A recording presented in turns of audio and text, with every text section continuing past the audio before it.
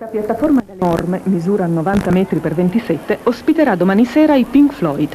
Dopo tanti tira e molla, polemiche, assensi e dissensi, perplessità e permessi mancati, a conclusione di quella che era diventata una vera e propria commedia goldoniana, Venezia il suo concerto rock gratuito ce l'avrà. E i Pink Floyd, dal canto loro, potranno farsi ammirare in televisione, in diretta in più di 20 paesi, con alle spalle una scenografia unica al mondo.